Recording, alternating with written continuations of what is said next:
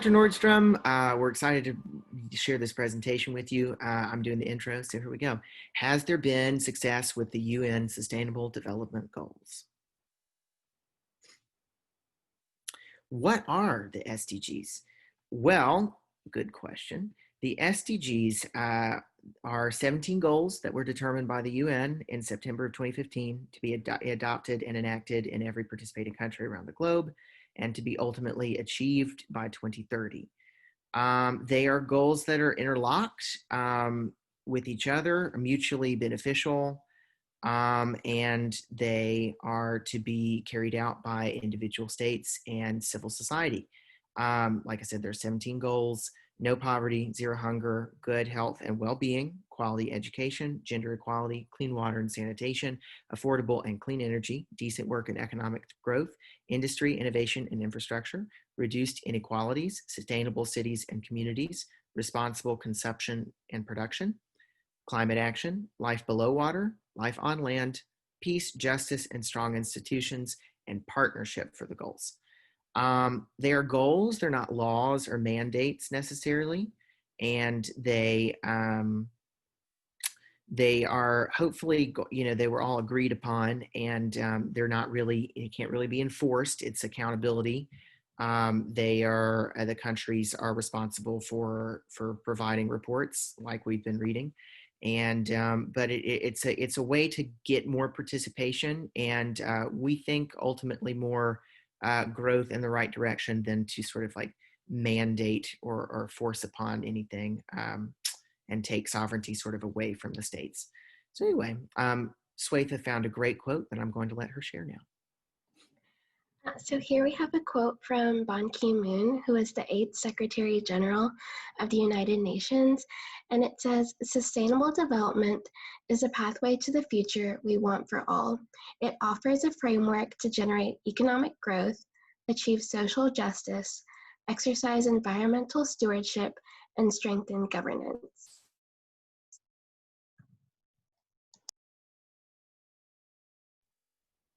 Okay, so how did we measure data and measure progress throughout the course of our research? One of the methods we used was the country reports. And all the countries involved with the SDGs created voluntary reviews of their progress on these goals. And of all the countries, we chose 8 countries in particular to focus on. These were Austria, Cambodia, Costa Rica, Finland, India, Indonesia, Mozambique, and Uganda. All these reports were self-reported by the countries. They vary in length and detail, and all of them measure progress in their SDGs, the government programs that they've implemented to accomplish these goals, and also any civil society organizations that have got involved in working towards progress. The other tool we used to measure data was the SDG tracker. And it was a website where you could find data for each indicator related to the SDGs. And these were statistics comprised or collected by the UN. And some issues ran into where not all the countries reported on every indicator. So we had to take all the data we found with a grain of salt and trying to figure out why countries didn't report or why they did. It's also very much up to the countries being accountable and reporting their data. And again, as we saw, there were a lot of data gaps that still remain, and hopefully these will be resolved with better funding and financing for data collection in the future. But overall, this tracker just allowed us to analyze and compare data in different ways, and it was very helpful because it was interactive.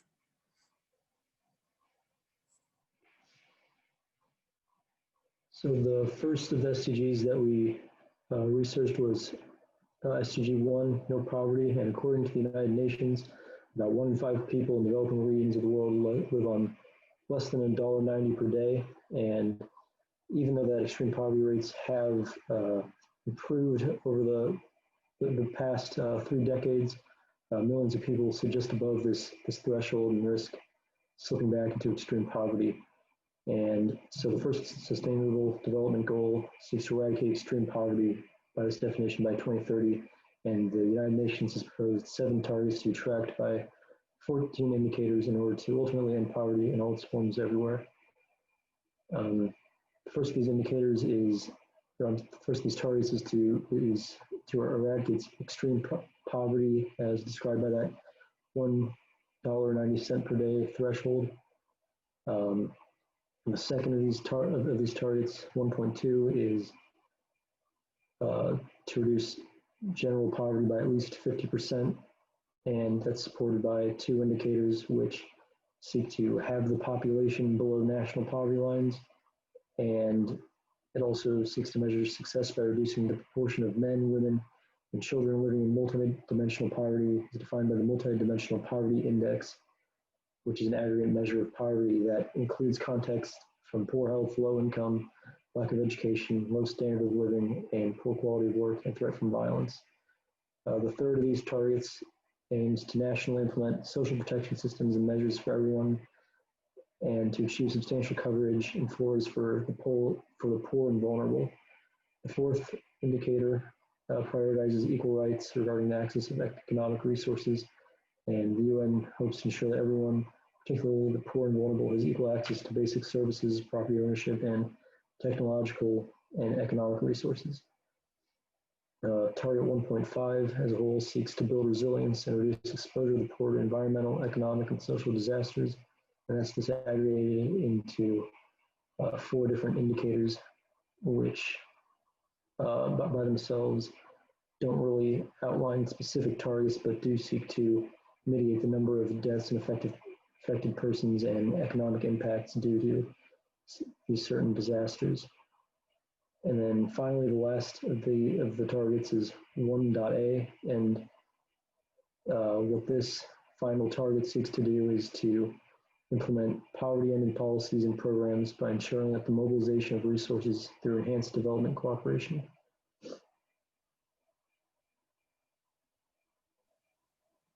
So the next part of SDG 1 I'd like to discuss is how we measured these indicators, or how we kind of gauged whether there was success or not.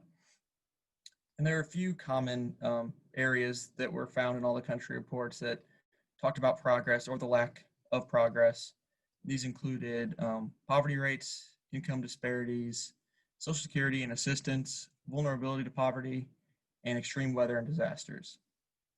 So as far as poverty rates are concerned, this is probably the most basic form of measurement for SDG 1. And we see countries like Austria and Finland who have eradicated extreme poverty. India did a great job lowering theirs quite a bit. Same with Uganda. It's still high, but they did see a big decrease in their poverty rate. Cambodia also decreased quite a bit. And Mozambique decreased just a bit, but it's still very high compared to the rest of the world. Of course, you can't just look at the poverty rates. There's a bigger story behind the SDGs. Income disparity was another good measure of how countries are doing. India has a pretty big income disparity right now between the rural and urban sectors. Their urbanization has been very rapid, but their rural sector is still hurting quite a bit. And that's the same case with Mozambique and Uganda. You see that most of their poverty is concentrated in their rural areas. Another measure was Social Security and the assistance offered to the disadvantaged people in the economy. Countries such as Austria and Finland have very good Social Security systems. Over 90% of unemployed people are receiving benefits. India has also increased their Social Security system quite a bit in the last few years, especially with rural farmers. There's actually a new system specifically designed to help the unemployed in the rural areas. And also Mozambique slightly increased their Social Security benefits. One of the most important things to consider when talking about poverty rates is also vulnerability to poverty. So it's easy to say, yes, a country has lowered their poverty rate by a lot, such as like Cambodia or Mozambique, Uganda, India. They all started from a place where poverty rate was very high, and they've brought it down a considerable measure. But vulnerability talks more about how how well are they doing after they get themselves out of poverty. So yes, poverty rates are decreasing, but most of that is because people who have brought themselves out of poverty are still living just barely above the poverty line. So they don't count in the poverty rate, but they're still, I wouldn't say they're very comfortable living conditions, income, still not comfortable. The last factor from the indicators for SDG 1 was extreme weather conditions. And we saw this wasn't mentioned in a lot of reports, but in Uganda specifically, they've been having trouble with recently droughts in some areas and flooding in the others. So they're working to increase their disaster relief programs, help people stay afloat if they are affected by disasters. And in Austria, they did talk about this a little bit as well, and their disaster relief program is particularly strong. So with those just little pieces of the puzzle there, how can we put it all together and try to measure what we define as progress? How can we define progress? And it's tricky because, again, not all the countries presented data on all the indicators. And of course, right now, there's kind of extenuating circumstances with COVID-19. We don't quite yet know how that's going to affect the countries and their progress. If I had to assume, I would say most countries are going to be hurt by the pandemic, especially their economies and their citizens' ability to earn a living. And just an example, that's just an example how interconnected SDG 1 is to the rest of the goals. That SDG 1 is affected by so many of the other indicators and so many of the other goals that it's hard to say that there's been success in SDG 1 until there's been success in the other areas of the SDGs. For example, a country who's struggling with food security, healthcare, quality education, or is constantly involved in conflict or violence, they're most likely not going to be able to bring their citizens out of poverty. Their citizens aren't going to have the resources to drag themselves out of poverty and make a living. And because of this, if I had to measure progress on this goal of no poverty, I would say that where there has been a little progress in some areas, varying extents, I would say that meaningful progress probably won't be made on SDG 1 until meaningful progress has been made in the rest of the goals. SDG 2 is zero hunger. The goal here is pretty self-explanatory. It is to end world hunger everywhere, achieve food security, and improve nutrition for everyone everywhere, and promote sustainable agriculture. Now, this is really, really important because if you're hungry, you can't get out of poverty. You can't benefit from the other SDGs and the other improvements that the UN is really pushing for here. You're in a really, really, really difficult spot that you're probably not going to be able to get yourself out of until you've done, or not you personally, but until something is done about your issue being able to acquire food. There are a number of different indicators that we use in this case, and I'll let Miller kind of take over from here. Yeah, so the mission of SDG 2 seems pretty focused, just eliminating hunger. But in fact, SDG 2 tries to tackle all sorts of issues surrounding food waste, sustainability, environmentally friendly agricultural practices. So you can see there's a long list of indicators that try and cover all of those problem areas. So first and foremost is universal access to nutritious food and ending malnutrition. And then below that, there's sort of a conservation element and sort of a focus on genetic diversity in food, just to ensure that agricultural practices are sustainable for the foreseeable future. And then there's also an economic factor, which tries to make agricultural practices more efficient and profitable for local farmers. So you see that there's an emphasis on productivity for small scale agricultural projects. there is emphasis on investment in rural infrastructure. And then looking more at the country itself, there is initiatives to prevent trade restrictions on agriculture and ensure that people have a steady, stable supply to food and that food prices are controlled. And so looking at quantitative data for SDG 2, they the reports look at the prevalence of malnutrition in various countries and food insecurity, especially among children and other demographic groups that are at risk. And as far as the economic side, they look at production per labor unit. So how much agriculture is produced per farmer in a given country. And that's a good measure of efficiency and how efficient agricultural practices are. And on the sort of the conservation side, ensuring genetic diversity in food, there are a lot of initiatives that try and support local food species and conservation efforts that maintain genetic diversity. And then finally, on the economic side, so sort of macroeconomically, most countries presented an agricultural orientation index score, which basically tells you how much money a government spends on agriculture in relation to its overall GDP. And then also looking at food prices to see how much they fluctuate and how at risk people are given spikes and falls in food prices on the market.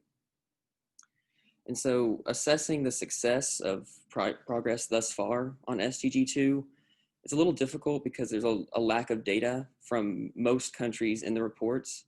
So some of the wealthier countries like Finland and Austria do not present a lot of data. And presumably this is because they don't see hunger as a major issue, but nonetheless, the evidence, the data just isn't there in a lot of cases. And then for poorer countries or more developing regions of the world, they also tend not to report on all of the indicators, probably because they don't want to report unsatisfactory results. However, from the data we do have, it's pretty clear there's a wide discrepancy between the global north and the global south. So countries like Finland and Austria have largely eliminated hunger among its population, and they're sort of the forerunners worldwide in regards to sustainable and efficient farming practices. But in other countries, there's significant barriers that prevent efficient, safe, healthy food. So in places like Mozambique and much of in Uganda and many of the other developing countries, malnutrition and undernutrition remain very serious problems. However, it does appear that there's a great deal of progress being made thus far. So I think in Uganda, the rate of malnutrition in children fell from 45% to 29%, which is a significant drop and is something that we should celebrate. But looking towards 2030, it looks like most of these countries, including Uganda, aren't making progress quickly enough. And so while a lot of changes have been made in the right direction, it seems like progress will not be met on all the goals by 2030. And finally, there are environmental concerns anytime we talk about wide-scale agricultural practices. And the SDG tries to account for that by talking about genetic diversity and conservation efforts, but that's something that also needs to be taken into account when we look at changing the way we farm food.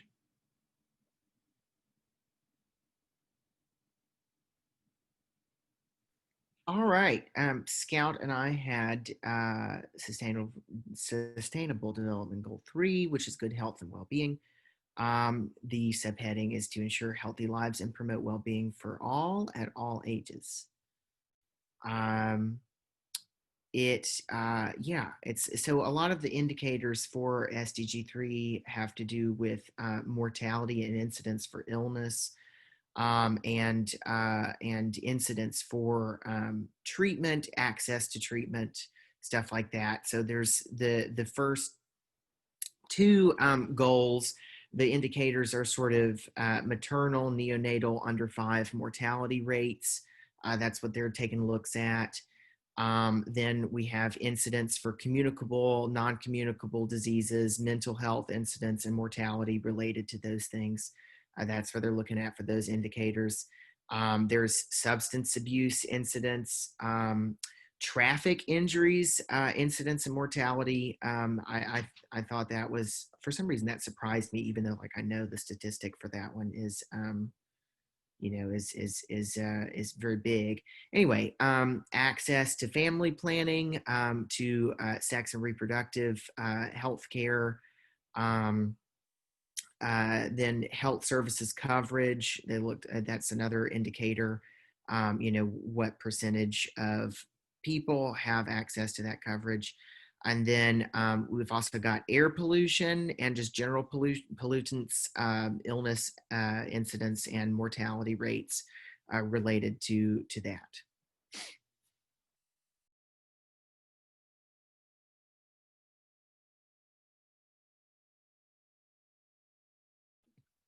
So one of the main things that I saw would be the implementation of healthcare programs as tied to success for this goal specifically.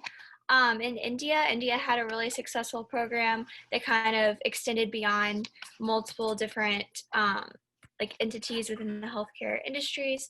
For example, it opened centers for impoverished people to go to and get healthcare, and it also had things to do with reproductive health and other things like that. And then Indonesia, I believe, also had a very successful program that was providing national insurance to everyone. And under that umbrella, it dealt with communicable diseases and things like that. And then another aspect that I saw was the complete eradication of communicable diseases. So countries like Finland and Austria had a really low rate of communicable diseases, and I think Finland had eradicated it all entirely. And so that was something that you could look at when seeing how a country was doing, trending towards success for this goal.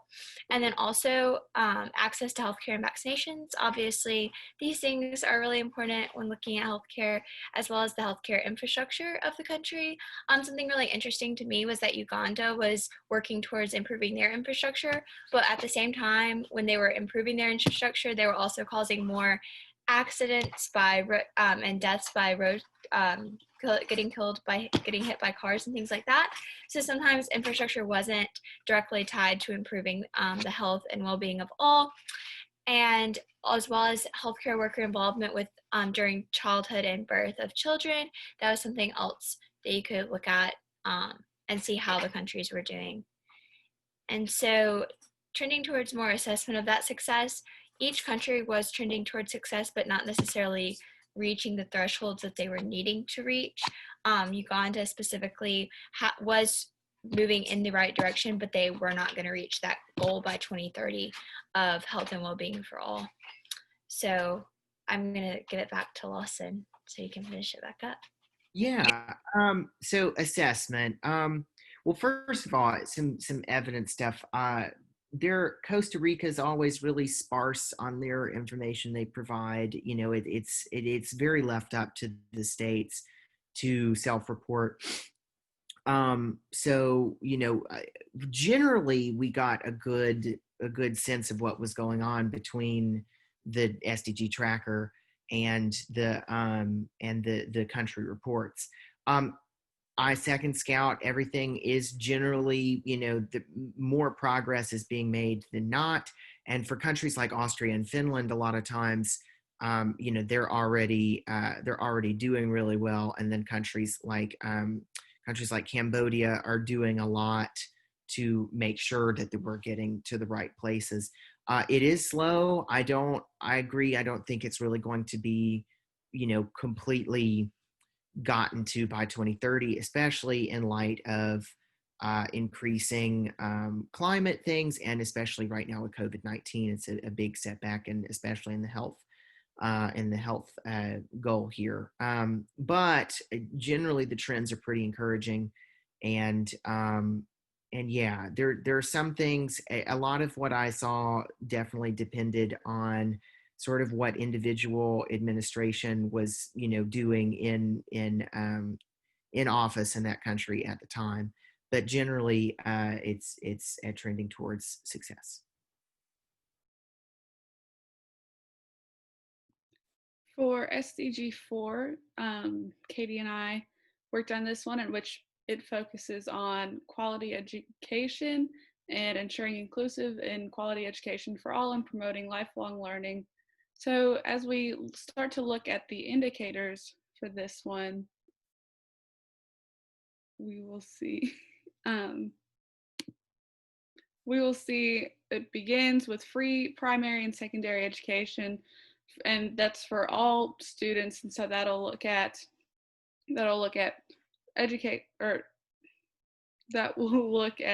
elementary, middle, and high school for all students, and also equal access to quality pre-primary education, which will include preschool and kindergarten. And thirdly, it'll look at equal access to affordable technical, vocational, and higher education. So when we look at these three combined, we see that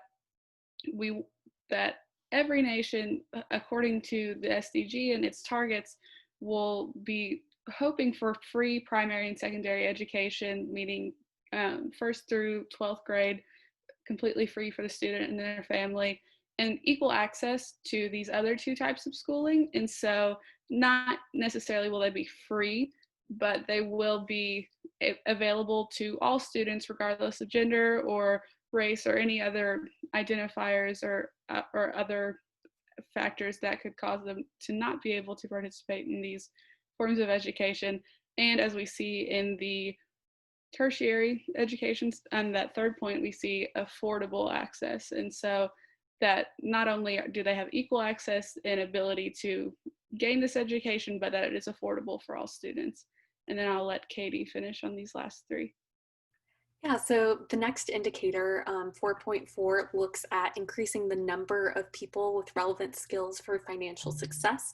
So this falls in line with vocational training, looking at things such as communication skills, and the SDG tracker even includes information on presentation software such as PowerPoint, which we're using today.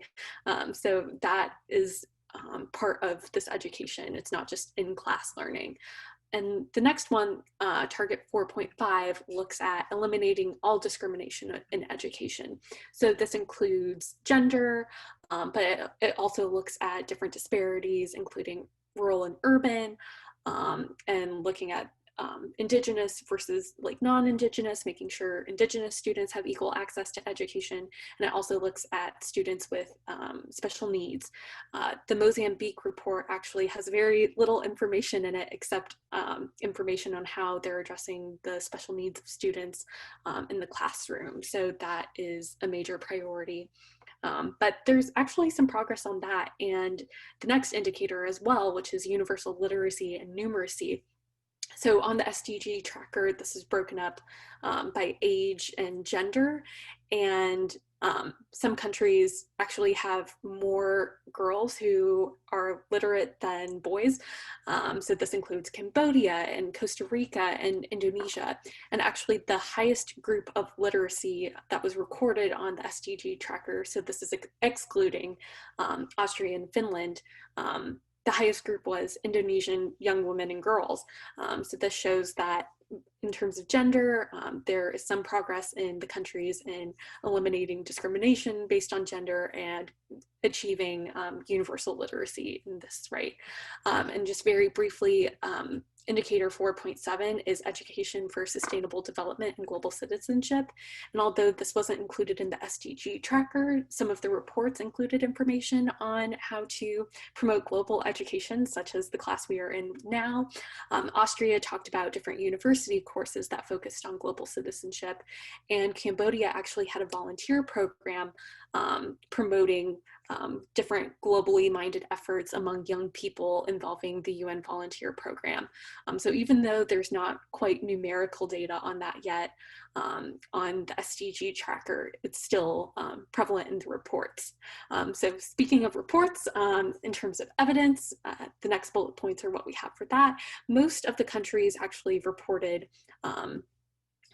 the numbers for all of these indicators, with the exception of education for sustainable development, and also the proportion of youth with information and communications technology skills.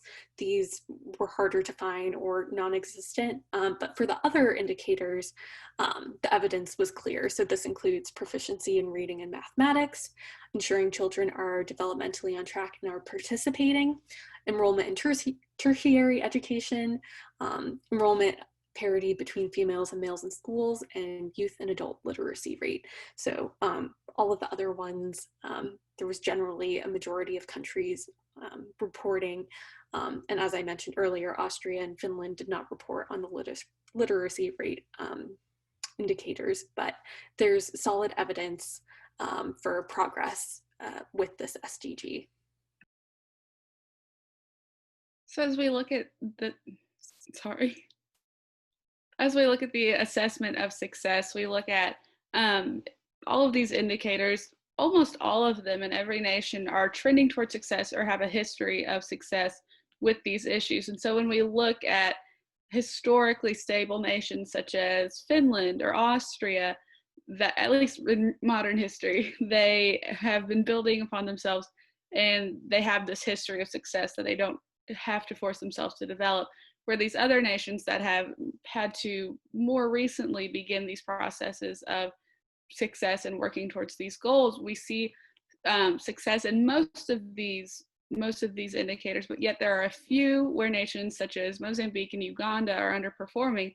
And in these reports, the nations are asking for help from the international community, whether it be the United Nations or some other international group or from a different country.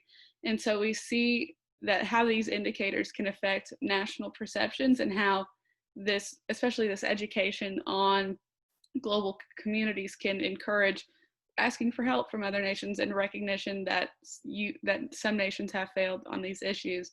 And then our third point, and why Katie and I believe this point is so important with education, we see it as the foundation of the other SDGs, because education is such a fundamental part of a human. Of course, it happens at the beginning of life, so it is the foundation that all humans need to have to build upon, to make awareness of the environment or awareness of poverty.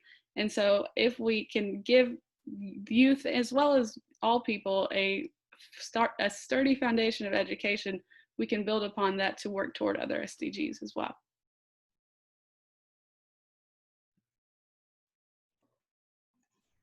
So next up, we will be discussing SDG 5 on gender equality, which calls for achieving gender equality and empowering all women and girls by 2030. In the modernized 20th century, one might find it difficult to believe that we still struggle with gender equality, yet this problem is pressing and takes place all over the world. In the cases of 8 diverse countries, ranging from developed to underdeveloped, we studied the implementation of practices toward achieving Sustainable Development Goal 5 of gender equality among all areas of life by 2030. Gender equality is crucial toward achieving success on any and all of the SDGs, as gender is an attribute that is present within every aspect of society. Therefore, evaluating progress on the safety and socioeconomic empowerment of women is quintessential even beyond just SDG 5. After all, the world cannot progress if half of the world's population is kept behind. So for the indicators for SDG 5, one of the first ones is ending discrimination against women, and this can be measured by gender pay gaps. The other one is ending violence against women, and this is by non-intimate partners or intimate partners. And a lot of countries have used national programs to combat this and assistance for victims. Eliminated forced child marriage and female genital mutilation are also big issues and indicators that are needing improvement in these countries. Valuing unpaid care and promoting equality in domestic work, and ensuring female leadership positions. And this can be in government roles or managerial positions. Looking at the second half of the indicators, The next set of indicators, 5.61 and 5.62, really focus on reproductive health care and women's ability to make their own informed decisions, as well as overall having universal equal access to necessary knowledge and information in order to make those decisions. And then the next set of 5A1 and 5A2 look at economic resources, property ownership, and financial services, as it's really important for women to be able to have ownership over property and also to be a part of the financial sector and financial inclusion overall within the economy. And then 5B looks at empowerment of women through technology, which is really important in the current information age that we live in. And then 5.C looks at adopting and strengthening policies and enforceable legislation for gender equality. And it's really important that governments have these policies in place so that women can be protected in all aspects relating to gender equality. And in looking at the evidence from country reports and the SDG tracker, there's evidence that supports some significant and minutely positive trends, some stagnation, some significant and minutely negative trends, and some areas of inconclusivity that vary country by country. Austria, for instance, has achieved nearly total success on universal access to reproductive health care, which is amazing, and has made improvements on reducing the gender pay gap, really putting it ahead of many other countries. And they have raised awareness through Equal Pension Day.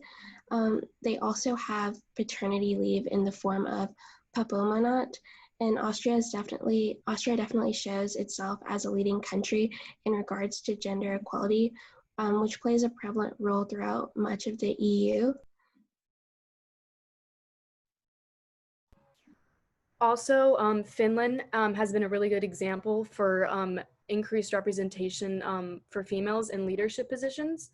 There's been the passage of legislation to protect female reproductive rights.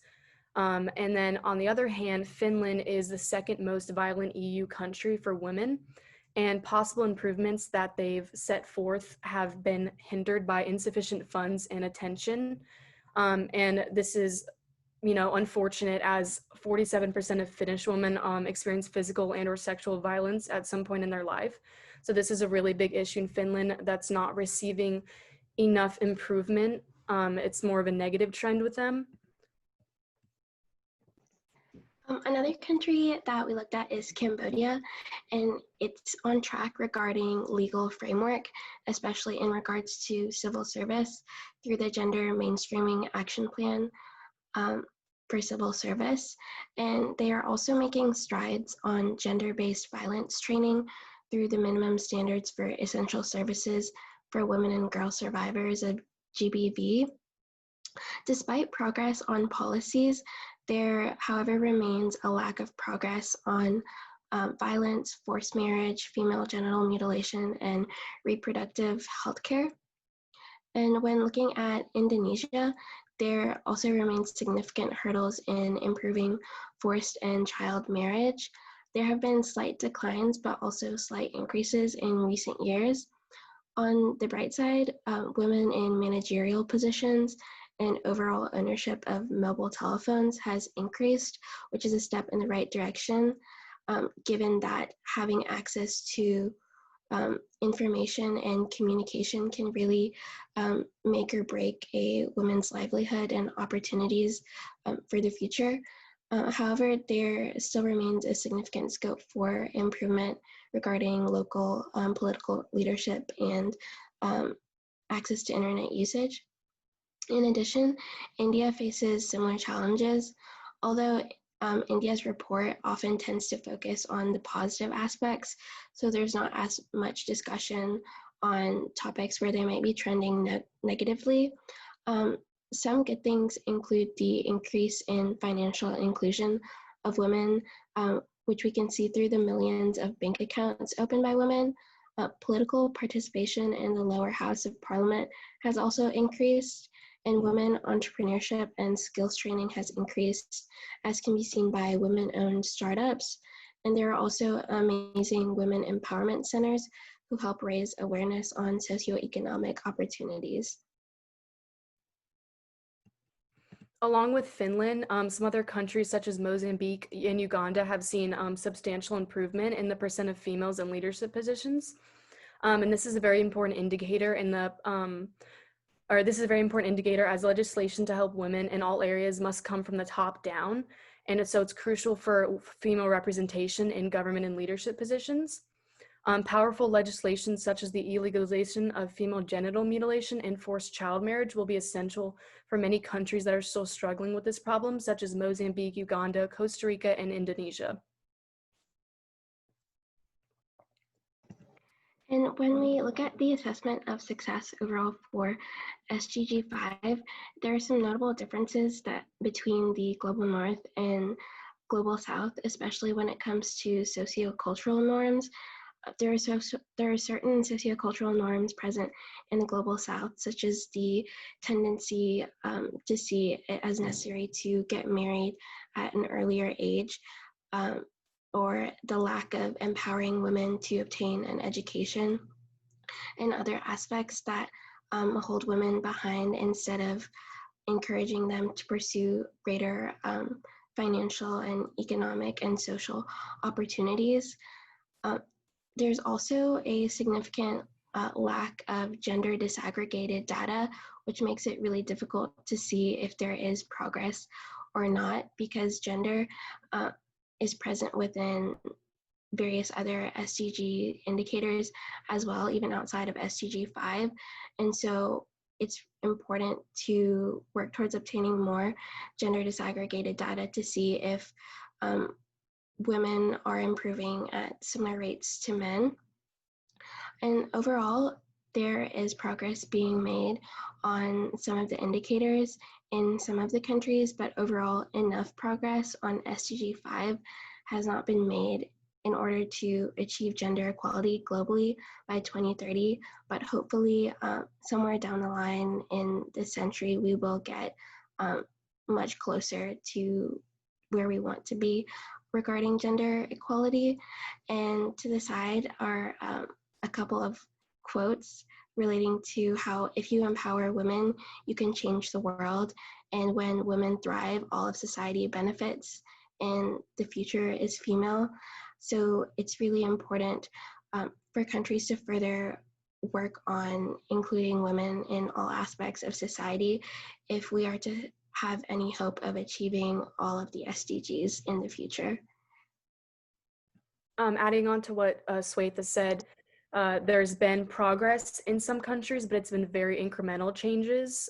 So it's really important for, civil society, NGOs to really get involved, and along with, the governments to try and push forth, getting these indicators to where they need to be.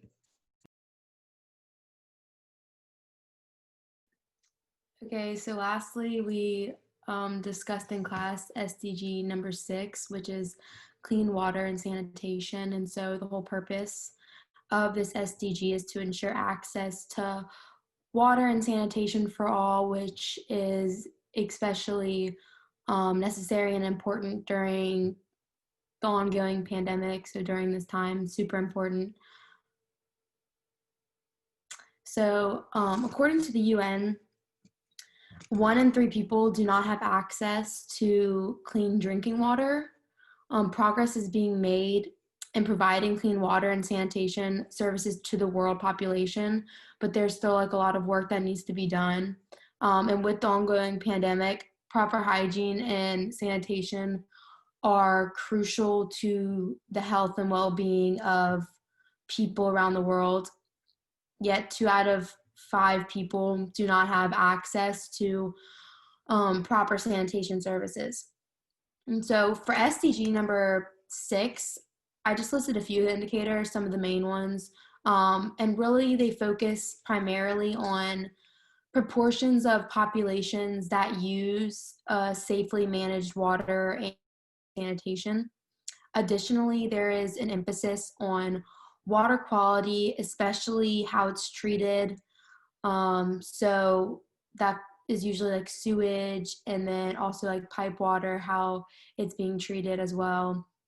And so looking at these indicators, it's obvious that there is a large gap in progress between the global north and the global south, like many of the other SDGs that my classmates have talked about. So for example, indicator 6.1.1 measures the proportion of the population using safely managed drinking water services, and 98.7% of the Austrian population has access to and uses safe drinking water services, whereas in Uganda, this percentage is only 6.44. And this is how most of the indicators looked when there was data, but for many of the indicators, countries from the global south did not provide data, whether they did not have the means to collect the data or that they did not want to disclose the information. We just don't know. But it was obvious that there was kind of a discrepancy there with the indicators. And there's also a few indicators like level of water stress and other of the kind of treating the water type indicators that no countries really reported on. So that was kind of interesting as well. So there was a lack of data from countries on various indicators. So talking about evidence, Finland and Austria's populations have nearly universal access to safely managed drinking water and sanitation services, which wasn't very surprising. But countries in the global south are still struggling to provide equal access to these services, especially in urban and rural areas. That's the main thing that they really focus on. And a main problem here is open defecation, especially in countries like India, Mozambique, Cambodia. These are some, in Uganda, these are some big issues. But countries like India are founding initiatives to construct and install toilets in communities around the country to deal with this issue. I think India has a initiative that has constructed over 109 million toilets in over 600,000 communities. This is really important in the rural areas where this is more common. And so this has really improved rural access to toilets and has made it more of a norm in a way. And then another main issue is pollution and proper water waste. But in Mozambique, they actually found an initiative to kind of help with this pollution and water waste called the Water and Sanitation Group, which is dealing with this issue. And Cambodia in particular is focusing on providing clean water to their entire population. And they're predicting that 90% of the population will have access to piped water by 2023. This probably isn't very likely, but it's a good goal. And so hopefully they'll reach it by 2030, maybe. So from the evidence and from the indicators, it's apparent that there's a large disparity in progress between the global north and the global south. And one of the main issues in the global south is access between rural and urban population. Despite progress being slow in these countries, they are attempting to build the infrastructure necessary to achieve this goal in the future. So the goal probably won't be achieved by every country in 2030, but we're hoping that the infrastructure that's being kind of built in some of the countries in the global south will be really useful in kind of making water services and sanitation services more accessible to populations.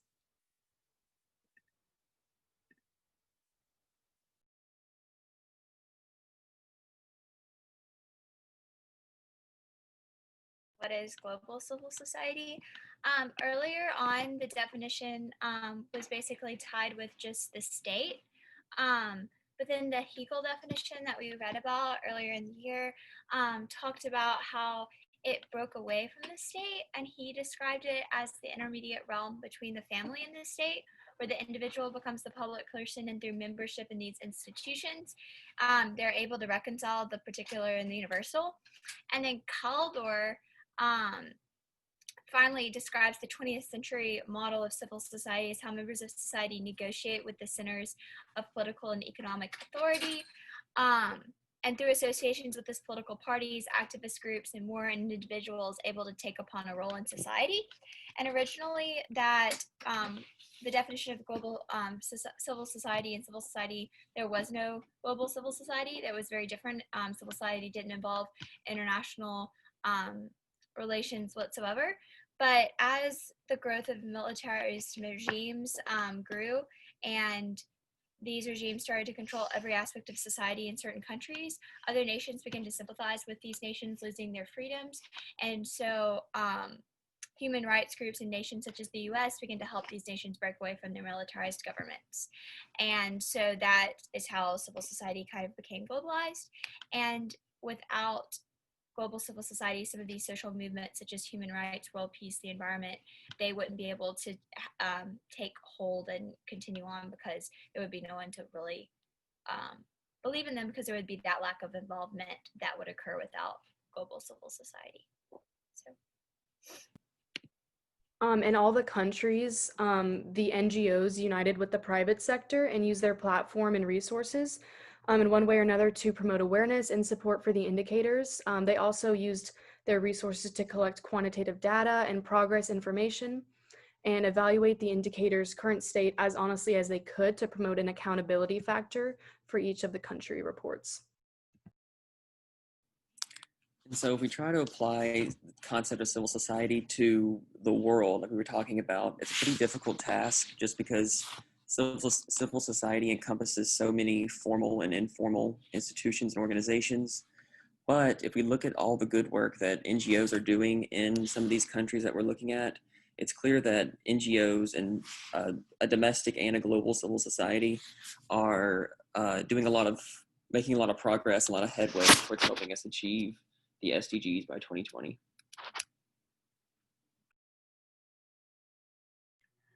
Okay, so looking forward with the conclusion and how SDGs will be going in the next couple of years, there has been progress to a varying level among all the SDGs, but perhaps the biggest threat to achieving all of the SDGs is the COVID pandemic, which has impacted everything from good health to quality education to all of the other indicators.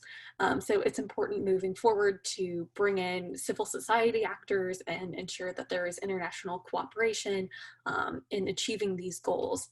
Additionally, although all of the 6 goals that we talked about today were very crucial and are the core goals that we looked at, perhaps 2 of the most important goals are goals 10 and 17, which are reducing inequalities and building partnerships for the goals. So like I just mentioned, it's important that countries work together to achieve these goals. Among many of the indicators, there is progress with eradicating poverty and eradicating hunger in certain countries like Austria and Finland, but other countries are still far behind on their goals, and some countries and regions are even backsliding. So it's important that inequality is addressed so that countries can work globally to find a solution.